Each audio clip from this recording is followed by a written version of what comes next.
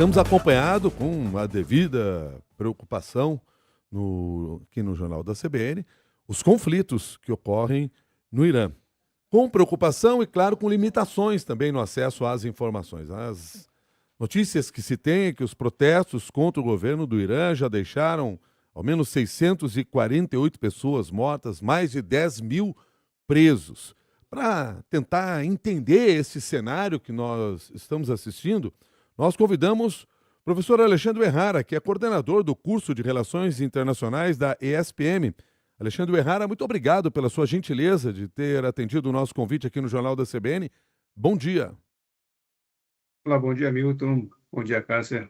Bom dia a todos os ouvintes aí da CBN. O que foi essencial para que esse conflito explodisse dessa maneira neste momento? Na verdade, nós temos visto aí uma insatisfação com relação ao governo do Irã já há algum tempo. Já tivemos outras manifestações contra o governo. Tivemos em 2022, por causa da moça que foi morta ali pela Força Revolucionária. Nós tivemos anteriormente uma outra manifestação importante em função das eleições, que também foram contestadas lá no Irã. E agora, além dessas questões, nós temos aí uma situação econômica bastante complicada também, né? Então, nós temos aí um país que passa por uma alta inflação, a população tem sofrido bastante com a desvalorização da moeda, e tudo isso, somado com a insatisfação em relação ao governo, levou uma parcela importante da população a se manifestar contra, né, a protestar contra o governo.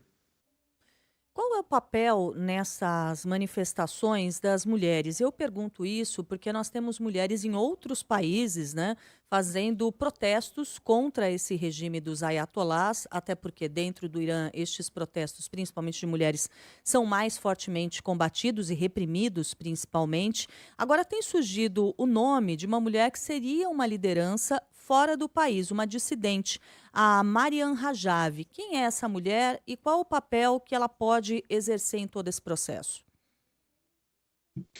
O papel da mulher acho que ganhou bastante força, né, em função desse episódio que eu mencionei, né? Nós tivemos aí Uhum. um período de repressão muito forte contra as mulheres. O governo, acho que podemos dizer que o governo do Irã hoje é um governo bastante envelhecido, né, bastante conservador em relação às tradições religiosas, e isso tem feito com que se fortaleça a insatisfação da população contra o governo, que temos que pensar, né, até puxando um pouco aquilo que o Milton agora mencionou, em relação às comunicações.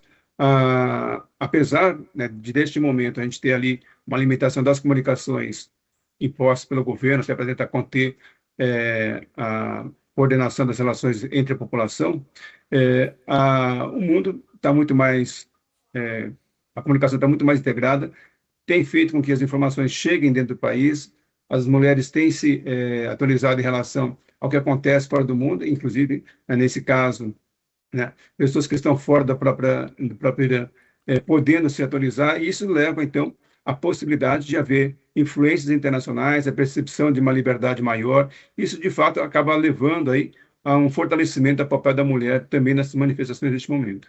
Professor Alexandre Errara, e quanto à interferência dos Estados Unidos, o quanto isso tem sido fundamental na elevação desse conflito? Olha, os Estados Unidos é um pouco complicado de dizer o quanto que isso pode influenciar neste momento e para onde vai caminhar, né? Porque o presidente Trump, como a gente sabe, tem sempre um discurso bastante forte, muitas ameaças, e talvez até nesse momento, por causa da vitória, vamos dizer, do sucesso que ele teve na Venezuela, isso fortaleceu ainda mais a sua posição pessoal de colocar, vamos dizer, jogar as cartas à mesa, né? Mas temos que lembrar que no caso do Irã, diferentemente da Venezuela, há interesses muito mais fortes da China nessa região do mundo em particular, né?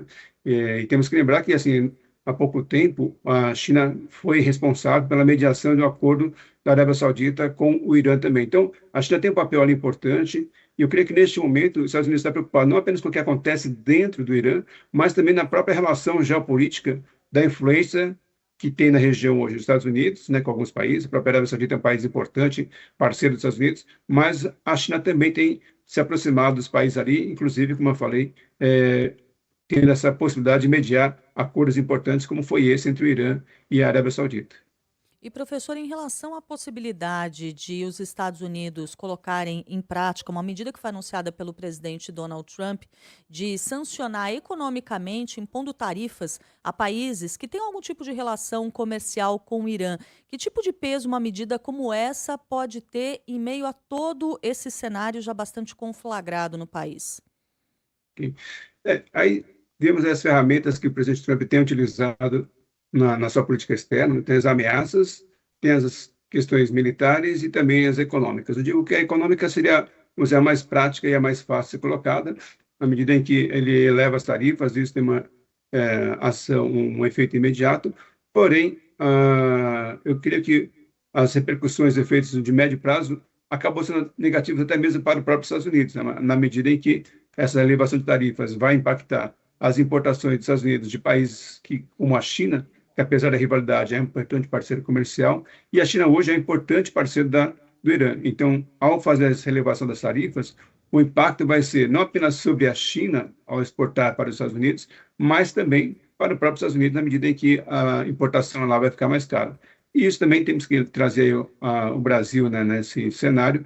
O Brasil também pode ser impactado, já que o Brasil tem hoje importantes exportações para o Irã, né, tem um superávit importante. Isso significaria que, de novo, o Brasil estaria no foco aí dessas elevações de tarifas e o Brasil poderia também ser impactado negativamente com as exportações do Brasil para os Estados Unidos. A despeito da pressão externa, da reação que vem ocorrendo até inédita nas pequenas e grandes cidades no Irã, ou seja, de uma forma até mais disseminada do que em outras oportunidades, qual é o poder de resistência do atual governo no Irã? Eu digo que, neste momento, perante as outras situações de manifestações que nós tivemos, que nós assistimos, é o momento mais complicado, né? Exatamente porque a insatisfação está muito maior, né? Existe hoje o enfraquecimento do governo iraniano em razão militar. Temos que lembrar que no ano passado tivemos o ataque tanto dos Estados Unidos quanto de Israel sobre o Irã. Houve a resposta, nós tivemos também a réplica do Irã, mas eu diria que foi mais para fora e muito mais para o governo, para a população interna, do que de fato uma resposta às ações militares dos Estados Unidos e de Israel. Temos um enfraquecimento, porque o Irã também perdeu aliados importantes, ou pelo menos teve um enfraquecimento importante do Hezbollah e do Hamas, né? Também é um outro cenário importante para o Irã. E, economicamente, com as sanções internacionais, também o país sofre com um enfraquecimento. Então, neste momento, eu diria que a situação para o governo está bastante mais complicada do Ayatollah Khomeini para se manter no poder. Mas temos que lembrar que assim, eles têm hoje um controle muito forte do poder de repressão e isso garante, de certa maneira, a parte militar no país acaba fazendo com que ele tenha ainda uma força importante para se manter no poder. Mas diria que é um momento bastante sensível, sim, e temos que olhar as perspectivas aí para ver como que a população, apesar de ontem nós temos visto, no final de semana, algumas imagens da parte da população apoiando o governo, mas a gente sabe também que, como foi colocada essas imagens pelo próprio governo, né, pelos canais oficiais, a gente não sabe o quanto que, de fato, isso representa uma posição de apoio ao governo ou se foi uma imagem construída para que a gente pudesse, de fora, olhar dessa perspectiva. Alexandre Errara, muito obrigado pela sua gentileza, pelo seu conhecimento e suas informações aqui no Jornal da CBN. Bom dia. Eu que agradeço. Mais uma vez, bom dia a todos. Coordenador do curso de Relações Internacionais da ESPM, Alexandre Errara, conversou com você no Jornal da CBN, agora que são 9h16.